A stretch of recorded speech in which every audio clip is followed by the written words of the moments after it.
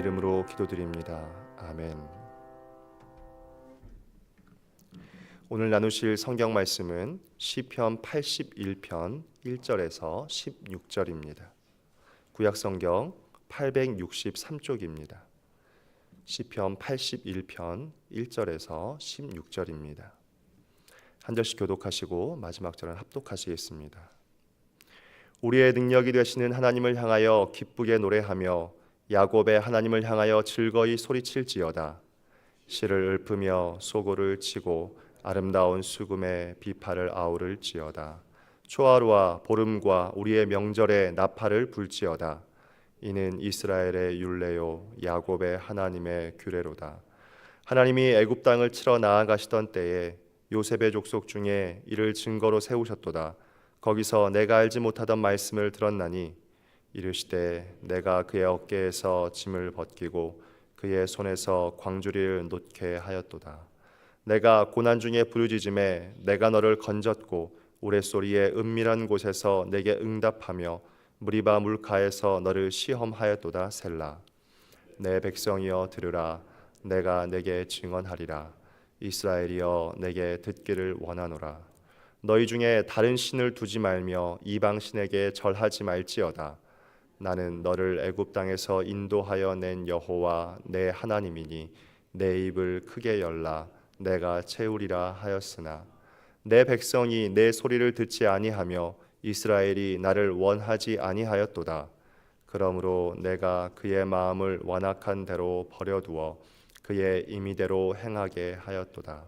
내 백성아 내 말을 들으라. 이스라엘아 내 도를 따르라. 그리하면 내가 속히 그들의 원수를 누르고 내 손을 돌려 그들의 대적들을 치리니 여호와를 미워하는 자는 그에게 복종하는 채할지라도 그들의 시대는 영원히 계속되리라. 또 내가 기름진 밀을 그들에게 먹이며 반석에서 나오는 꿀로 너를 만족하게 하리라 하셨도다. 아멘. 오늘 시편 82편 말씀의 표제를 보면 저자가 아삽이라는 것과 깃딧에 맞춘 노래라고 되어져 있습니다. 성경은 깃딧의 정확한 의미를 알려주지는 않지만 이것이 어떤 반주용 악기나 특정 리듬을 지칭하는 영어로 추정하고 있습니다. 그래서 시편 81편은 언약에 따라 악기로 하나님을 찬양할 것을 촉구하는 찬양시와 교훈시로 되어져 있습니다. 또한 감사 예배시로서의 성격을 띠어서 유월절, 칠칠절, 장막절과 같은 이스라엘의 절기 때 회중이 함께 모여드리는 감사 예배시로 보여집니다. 1절에서 5절입니다. 우리의 능력이 되시는 하나님을 향하여 기쁘게 노래하며 야곱의 하나님을 향하여 즐거이 소리칠지어다. 실을 읊으며 소고를 치고 아름다운 수금의 비파를 아우를지어다. 초하루와 보름과 우리의 명절에 나팔을 불지어다. 이는 이스라엘의 율례요 야곱의 하나님의 규례로다. 하나님이 애굽 땅을 치러 나아가시던 때에 요셉의 족속 중에 이를 증거로 세우셨도다. 거기서 내가 알지 못하던 말씀을 들었나니. 우리가 함께 읽은 본문은 우리의 능력이 되시는 하나님을 향해 즐거운 소리와 소고, 수금과 비파, 나팔을 불어 하나님께 감사로 예배하라 라고 이야기합니다. 왜 하나님께 감사로 예배해야 합니까? 그분은 능력의 하나님이시며 또한 야곱의 하나님이시기 때문입니다. 능력의 하나님이라는 것은 그분이 유한하며 연약한 인간을 도우실 수 있는 분이라는 것을 우리에게 다시 한번 상기시켜 줍니다. 또한 야곱의 하나님은 출애굽 사건을 생각나게 하는데 노예 생활을 하던 이스라엘을 고난 중에서 구원해내신 하나님께 감사로 예배해야 한다라는 것입니다. 6절과 7절입니다. 이르시되 내가 그의 어깨에서 짐을 벗기고 그의 손에서 광주리를 놓게 하였도다. 내가 고난 중에 부르짖음에 내가 너를 건졌고 우레소리의 은밀한 곳에서 내게 응답하며 무리바 물가에서 너를 시험하였도다. 우리는 성경의 곳곳에서 출애굽에 대한 이야기를 발견할 수 있습니다. 출애굽기 이전에 창세기 15장에서 이미 하나님은 출애굽 사건을 예언하셨습니다. 출애굽 이후에도 하나님은 계속해서 애굽에서 그들을 건지신 이야기를 하시고 출애굽 사건을 기념하는 절기인 유월절을 지킬 것을 명하셨습니다. 민수기에 보면 출애굽 후에 두 번째 유월절에 대한 이야기를 발견할 수 있고, 여호수아 시대의 유월절, 솔로몬의 유월절, 히스기야, 요시야, 스룹바벨의 유월절이 구약에서 끊임없이 등장하고 있습니다. 신약으로 넘어가면 이스라엘 사람들은 해마다 유월절이 되면 예루살렘으로 갔고, 제자들은 손수 유월절을 준비했습니다. 예수님께서도 유월절에 마지막 만찬을 나누셨습니다. 빌라도에게 끌려가신 것도 유월절에 일어난 일이었습니다. 그래서 신학자인 피터 크레이기는 출애굽에 대한 감사는 그들 신앙의 핵심이었다라고 말합니다. 이스라엘에게 출애굽이라고 하는 시간은 잊을 수 없고 결코 잊어서도 안 되는 것입니다. 왜냐하면 그것이 바로 그들의 정체성이었기 때문입니다. 그러므로 창세기에서 시작된 출애굽의 이야기는 이스라엘 민족을 지탱하는 힘이 되었고, 또한 그들이 나아가야 할 방향이었고, 동시에 그들의 미래라고도 볼 수 있는 것입니다. 이스라엘이 능력의 하나님께, 야곱의 하나님께 찬양해야 하는 이유가 바로 여기에 있는 것입니다. 예배가 무엇입니까? 이재철 목사님의 책 새신자반에 보면 예배란 섬기다, 부복하다, 경배하다라는 의미를 담고 있습니다. 또한 예배는 최상의 존경과 존귀를, 그것을 받을 만한 가치가 있는 분께 드리는 행위라고 말합니다. 한마디로 하나님께 최상의 가치를 돌려드리는 것, 그것이 바로 예배입니다. 과거에 이스라엘을 구원해내신 하나님은 오늘도 자기 백성을 인도하고 계십니다. 그러므로 하나님의 백성은 영적 애굽에서 건지신 그날을 항상 기억해야 하며 감사해야 하고, 또한 그 일을 행하신 주님께 최상의 존경과 존귀를, 최상의 가치를 돌려드려야 하는 것입니다. 이사야 43장 21절 말씀은 하나님께서 사람을 지으신 목적을 이렇게 이야기합니다. 이 백성은 내가 나를 위하여 지었나니 나를 찬송하게 하려 함이니라. 아삽의 자손이 수백 년이 지났음에도 불구하고 이 출애굽의 날을 잊지 않고 기억하며 하나님을 찬양하고 있는 것처럼, 우리도 매일매일 최선을 다하여 예배 받으시기에 합당하신 그 하나님을 찬양하는 우리가 되기를 소망합니다. 오늘 아삽은 하나님을 찬양함과 동시에 두 번째로 그분의 말씀을 들어야 한다라고 말하고 있습니다. 8절입니다. 내 백성이여 들으라, 내가 내게 증언하리라, 이스라엘이여 내게 듣기를 원하노라. 성경에서 반복은 강조를 의미합니다. 그래서 하나님은 8절에서만 두 번이나 들으라, 듣기를 원하노라 라고 말씀하고 계십니다. 그런데 들으라 라는 것은 명령형인데 반해 듣기를 원하노라는 기원의 의미를 담고 있습니다. 다시 말해 이스라엘이 하나님의 말씀을 새겨듣지 않았다라고 하는 부정적인 의미입니다. 그래서 이후에 반복되는 들으라의 표현들은 두 가지 의미를 가진다고 할 수 있는데, 첫 번째로 하나님의 말씀을 듣지 않음으로 오게 될 그들의 미래에 대해서 말씀하시는 겁니다. 두 번째는 자기 백성들을 향한 하나님의 끊임없는 긍휼과 사랑을 보여줍니다. 우리는 첫 번째를 하나님의 공의라고 말하고 두 번째를 하나님의 사랑이라고 표현합니다.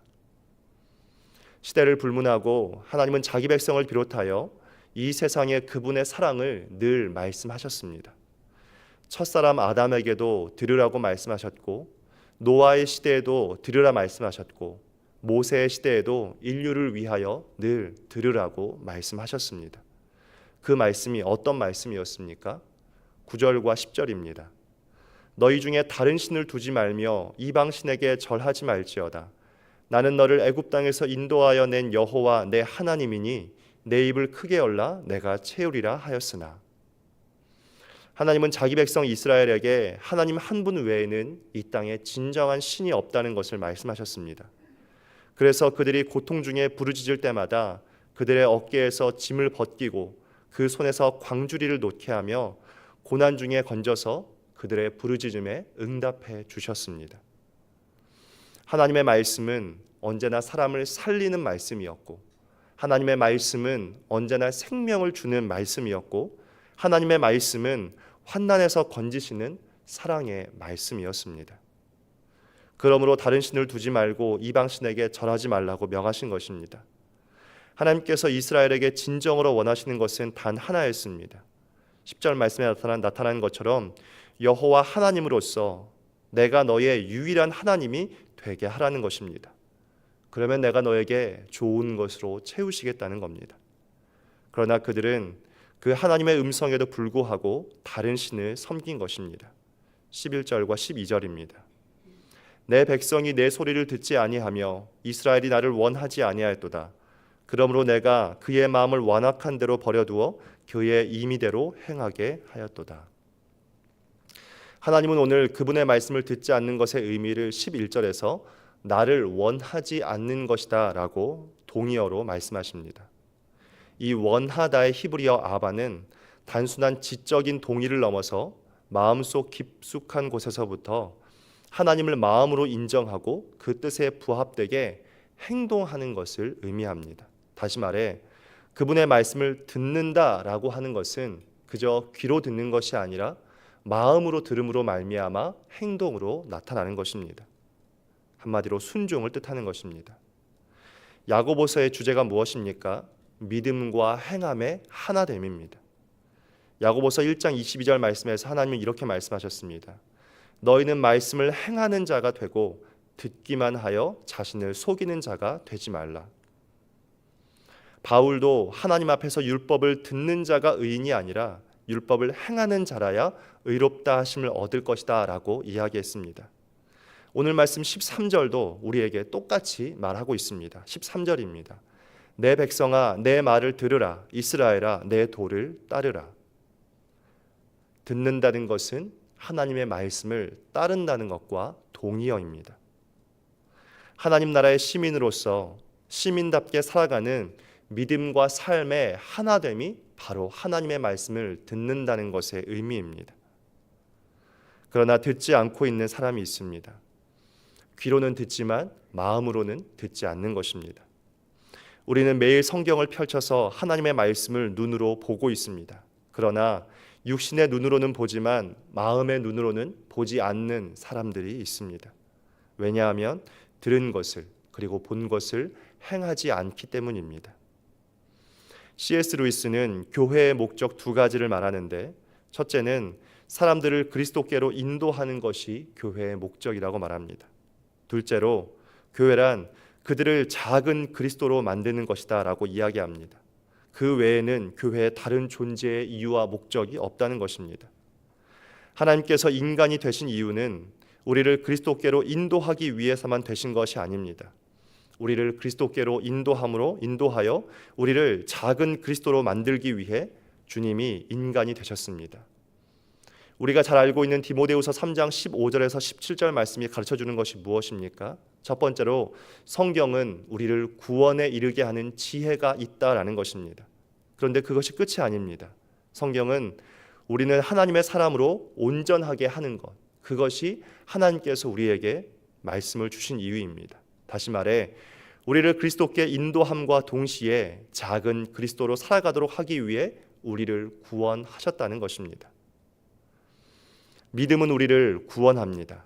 그러나 그 믿음은 반드시 행함으로 나타나 우리가 하나님의 사람으로 작은 그리스도로 살아가게 만드는 것입니다. 그래서 믿음과 행함은 뗄래야 뗄 수가 없는 동전의 양면과도 같은 것입니다. 오늘 하나님의 말씀을 듣고 있다면 나는 그 말씀을 행하고 있는가도 점검해야 합니다. 그렇지 않다면 우리는 하나님의 말씀을 듣지 않고 있는 것입니다. 주님은 오늘 우리에게 그분의 말씀을 들어야 한다라고 분명하게 경고하시지만 동시에 부탁도 하고 계십니다. 14절에서 16절입니다. 그리하면 내가 속히 그들의 원수를 누르고 내 손을 돌려 그들의 대적들을 치리니 여호와를 미워하는 자는 그에게 복종하는 채할지라도 그들의 시대는 영원히 계속되리라. 또 내가 기름진 밀을 그들에게 먹이며 반석에서 나오는 꿀로 너를 만족하게 하리라 하셨도다. 어떤 부탁입니까? 돌아오라는 것입니다. 아무리 말씀하셔도 이스라엘은 듣지 않고 원하는 대로 살았고 우상을 섬기며 완악한 대로 행했습니다. 그러나 주님은 돌아오기만 하면 모든 것을 회복시킬 뿐만 아니라 더 나아가서 결국 승리와 존영 또한 만족해 하시겠다라고 하는 하나님의 언약을 우리에게 말씀하십니다. 하나님은 자기 백성의 회개를 항상 기뻐하셨습니다. 그래서 회개하고 돌아오는 자에게는 하나님의 진노가 끝이 나고 회복을 넘어서 기름진 밀을 먹이시고 반석에서 나오는 꿀로 우리를 만족하게 하신다라고 약속하셨습니다. 회개하는 자를 향한 하나님의 약속을 우리는 성경의 곳곳에서 발견할 수 있습니다. 호세아 14장 4절입니다. 내가 그들의 반역을 고치고 기쁘게 그들을 사랑하리니 나의 진노가 그에게서 떠났습니다. 하나님께 돌아오는 자를 고치겠다라고 주님 말씀하십니다. 이 말은 상처나 아픔 따위를 치유하겠다는 의미입니다. 또한 치유와 동시에 하나님은 기쁘게 사랑해 주시겠다라고 하십니다. 우리는 우리를 배신하고 떠난 사람을 한 번 용서하기도 너무 힘든데 하나님은 돌아오기만 하면 아무 대가도 없이 심지어 기쁨으로 사랑까지 해주겠다라고 약속하십니다. 그것뿐입니까? 죄의 싹은 사망인데 죄로 말미암아 받아야 할 심판도 떠나게 하시겠다라고 하십니다. 이것이 하나님께서 이스라엘을 대하는 시선이고 오늘을 살아가는 우리를 향한 하나님의 마음입니다. 오늘 함께 본 시편 81편은 다윗 시대의 3대 악사 중에 하나였던 아삽이 이스라엘의 민족 절기에 드린 감사 시입니다. 이 절기에 참석한 사람들은 출애굽의 역사를 다시 한번 들으면서 자신들이 과거 불순종의 기억들을 떠올리게 되었을 것입니다. 동시에 하나님의 말씀 듣기를 거부했던 과거의 시간들이 오늘을 살아가고 있는 그들 자신의 예배를 다시 한번 돌아보게 했을 것입니다. 뿐만 아니라 감사와 회개, 순종하겠다라고 하는 다짐의 마음을 얻게 하였을 것입니다. 그러므로 과거를 살았던 이스라엘 백성들뿐만 아니라 오늘을 살아가고 있는 하나님의 자녀된 우리도 영적인 애굽에서 나를 건지신 그날을 기억해야 하는 것입니다. 그러면 오늘 아삽이 찬양해야 한다라고 하는 그 고백이 나의 고백이 될 것입니다. 그러면 우리의 예배가 회복될 뿐만 아니라 우리의 대적 악한 마귀는 패하여 물러갈 것입니다. 사순절 둘째 주간 들으라는 하나님의 음성에 우리가 귀를 기울이고 믿음과 삶이 함께하는 오늘 하루가 되시길 주님의 이름으로 축원드립니다. 기도하겠습니다. 하나님 아버지, 사람을 지으신 목적이 하나님을 찬양하기 위함이라 말씀하셨습니다. 오늘 하루를 시작하며 온전한 예배자가 되지 못하였음을 회개합니다. 주님의 말씀이 들려지는 오늘 하루 듣고 행함으로 하나님께 온전한 찬양, 온전한 예배자가 되게 하여 주시옵소서. 예배의 생활의 예배자가 되어 살아가는 오늘이 되게 하여 주시옵소서. 예수님의 이름으로 기도드립니다. 아멘.